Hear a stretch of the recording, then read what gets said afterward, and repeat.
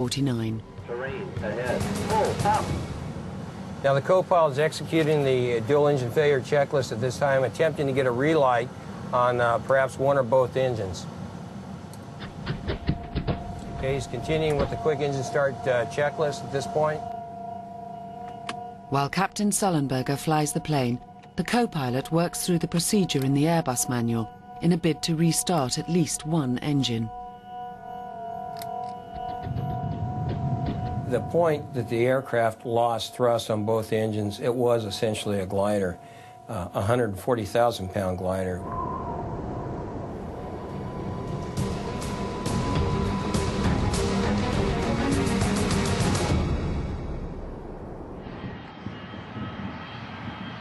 Air traffic control clears a runway for Flight 1549 at LaGuardia, 7 miles away. Hi, Cactus 1549. It's going to be left traffic to runway 31. Unable. Cactus 1549. Runway 4 is available if you want to make left traffic to runway 4. I'm not sure we make any runway. What's over to our right? Anything in New Jersey, maybe Teterboro? Okay, yeah, off your right side is Teterboro Airport. Do you want to try to go to Teterboro? Yes.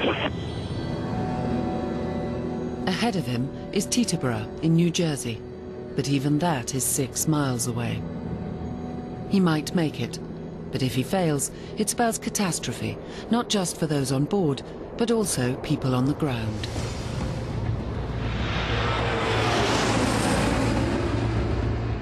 As a professional pilot, Captain Sullenberger is trained to be calm in any situation. But in a later interview, his inner turmoil becomes apparent.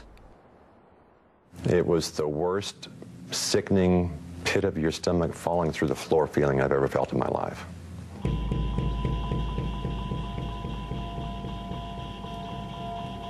The physiological reaction I had to this was strong, and I had to force myself to use my training and force calm on the situation. Flight 1549 will hit the ground in less than 2 minutes.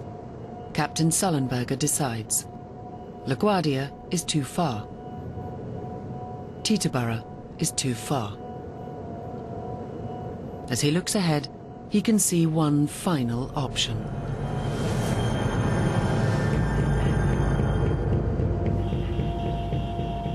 Cactus 1529, turn right 280. You can land runway 1 at Teterboro. We can't do it. Okay, which runway would you like at Teterboro? We're going to be in the Hudson. I'm sorry, say again, Cactus? As this radar image shows, other passenger airliners are in the area. Eagle Flight 4718 is listening in and responds.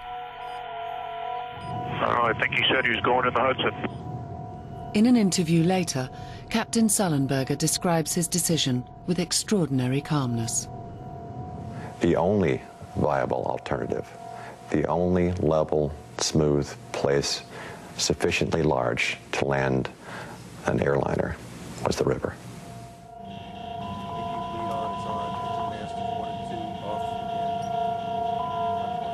This has the potential to be catastrophic. To set himself up for an unplanned water landing is unprecedented. Nobody would have been thinking about that. Forced landings on water usually end in disaster. In 1996, an Ethiopian Airlines Boeing 767 cartwheeled on landing after ditching in the Indian Ocean at the end of a bungled hijack attempt. 125 of the 175 people on board died.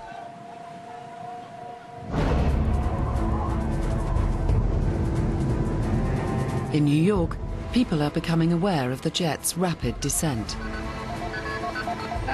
124, where's the emergency? Plane went down in New Jersey. Operator 219. Yeah, I'm witnessing the airplane is going down. It's on fire on the left wing. Where? I'm in the Bronx. Oh my God. Was it a large or small plane or what? A big jet.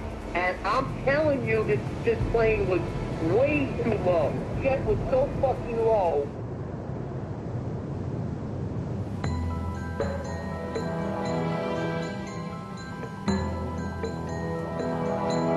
The captain has had no time to tell the passengers what he is attempting, but but they know they are going down. I remember the gentleman sitting in 1A grabbing my arm and saying, "We're going to die, aren't we? We're going to die." I'm thinking to myself, this cannot be happening. This cannot be real. This, you know, it was like a bad dream. Ditching in the Hudson is Flight 1549's last chance. But standing in the way is a 600-foot-high obstacle.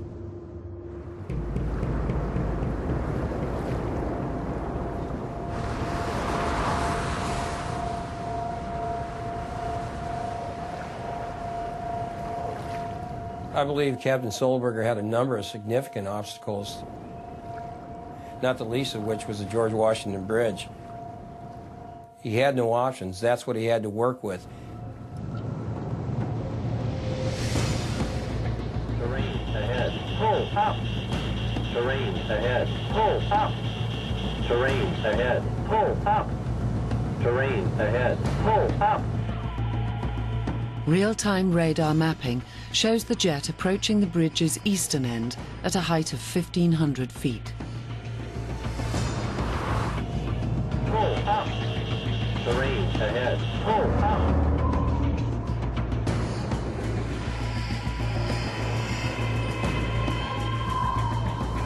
He clears it with just a few hundred feet to spare. The George Washington Bridge was not something that he had planned for in that approach, I can assure you of that. Emergency electrical power manual on. Whether or not he factored in the bridge, Captain Sullenberger navigates around it with extraordinary skill and makes a turn to line up over the Hudson.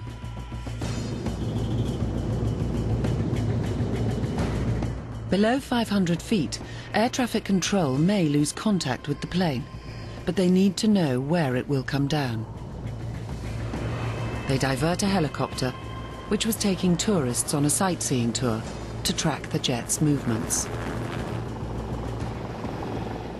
Okay, listen, we're going to tell you something important. It's Cactus 1549. We see somebody low level in the Hudson River.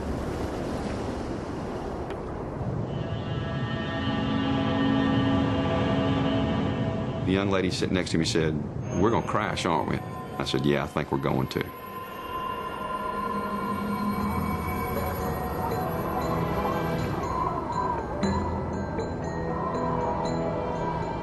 I remember looking at the skyline of New York City and just, you know, looking at it, and I knew we were below the buildings. Man, we could hit a building. I don't want to hit a building because it's going to be like 9/11 again. Tango Alpha, it looks like there's may be an incident here. Terrain ahead. Pull up. Terrain ahead. Pull up. We've got a target on him, but he looks like he's low level. Okay. Okay? All right.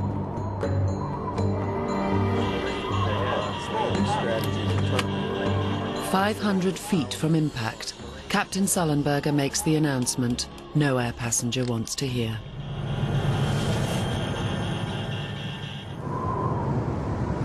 The pilot came on and he said, "This is the captain speaking, brace for impact."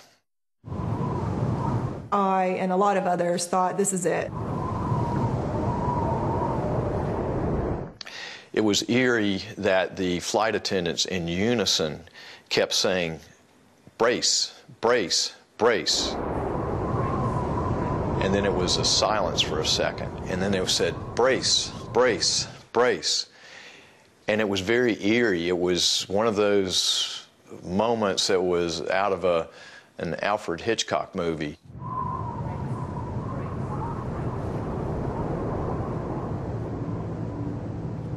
You know, we're crashing.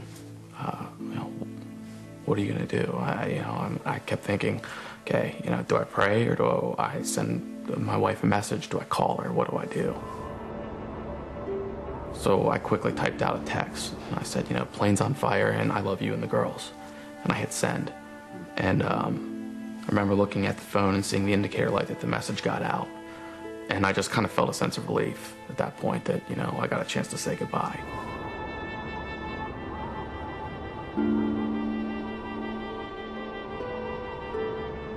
Life